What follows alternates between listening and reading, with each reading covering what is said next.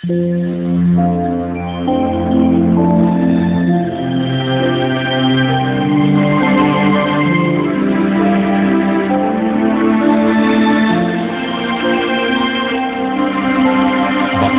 ang bumabasa at ang nangakikinig ng mga salita ng hula at tumutupad ng mga bagay na nasusulat doon, sapagkat ang panahoy malapit na.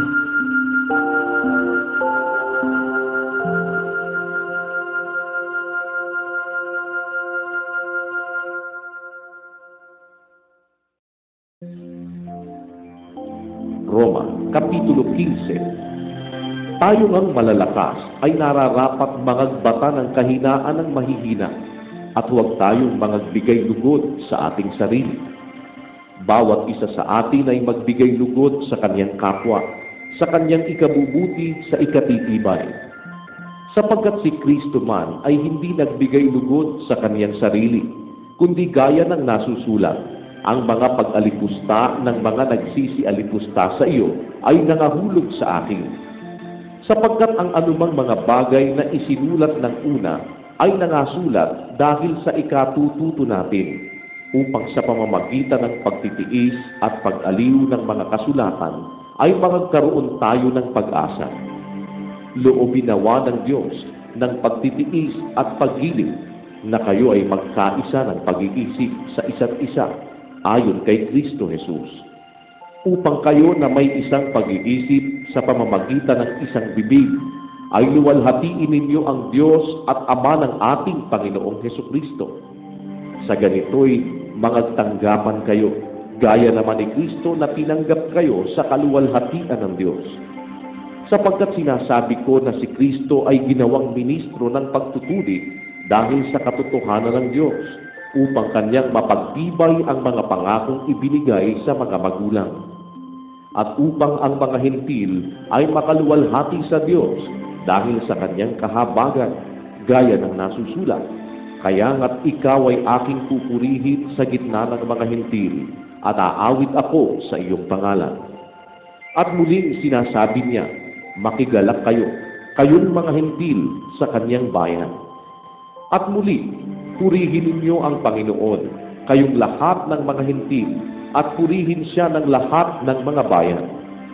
At muli, sinasabi ni Isaias, magkakaroon ng ugat kay Jesse, at siya'y lilitaw upang maghari sa mga hentil, at sa kanya magsisiasa ang mga hentil.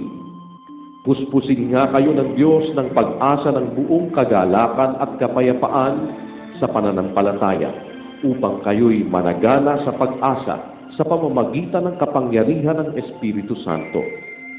At ako naman sa aking sarili ay naniniwalang lubos tungkol sa inyo, mga kapatid ko, na kayo naman ay mga puspos ng kabutihan, pinuspos ng lahat ng kaalaman, na anupat makapagpapaalaala naman kayo sa isa't isa. Ngunit sinulatan ko kayo na may dakilang kalayaan na bilang pagpapaalaala sa inyo, dahil sa biyaya na sa akin ay ibinigay ng Diyos, upang ako'y maging ministro ni Kristo Jesus sa mga hentil na nangangasiwa sa Ebanghelyo ng Diyos, upang ang mga hentil ay maging kalugod-lugod na handog, palibhasa'y pinapaging banal ng Espiritu Santo. Mayroon nga akong ipinagmamahuri kay Kristo Jesus sa mga bagay na nauukol sa Diyos, sapagkat hindi ako nangangahas magsalita ng anumang mga bagay, maliban na sa mga ginawa ni Kristo sa pamamagitan ko, sa pagtalima ng mga hentil, sa salita at sa gawa, sa bisa ng mga tanda at ng mga kababalaghan, sa kapangyarihan ng Espiritu ng Diyos, anupat buhat sa Jerusalem at sa palibot-libot hanggang sa Ilirico, ay aking ipinangaral na lubos ang Ebanghelyo ni Kristo.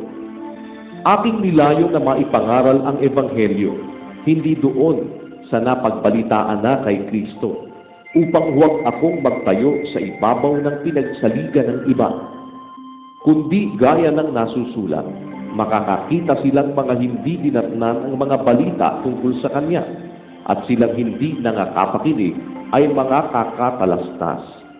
Kaya't madalas namang napigil ako ng pagpariyan sa inyo. Datapwat ngayon, na wala ng dako sa mga lupain ito, at malaon ng panahong ako'y may nasang pumarian sa inyo.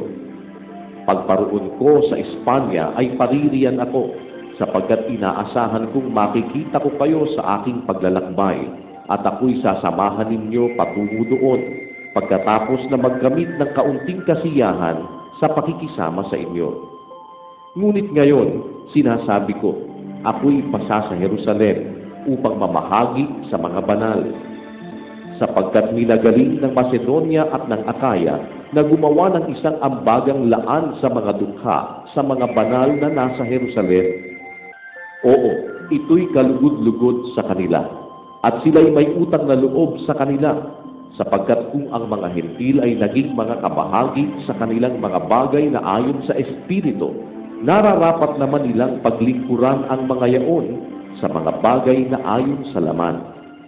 Kung maganap ko nga ito at aking matatakan na sa kanila ang bungang ito, ay magdaraan ako sa inyong patungo sa Espanya.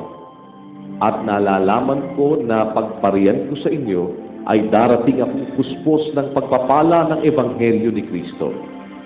Ngayon ipinamamanhik ko sa inyo, mga kapatid, alang-alang sa Panginoon nating Hesukristo at sa pag-ibig ng Espiritu, na kayo'y makipagsikap na kasama ko sa inyong mga pananalangin sa Diyos patungkol sa akin, upang ako'y maligtas sa mga hindi nagsisisampalataya na nangasa Judea, at nang ang aking pamamahagi sa Jerusalem ay maging kalugod-lugod sa mga banal, upang sa pamamagitan ng kalooban ng Diyos, ako'y makarating sa inyo na may kagalakan, at ako'y makipamahinga sa inyo.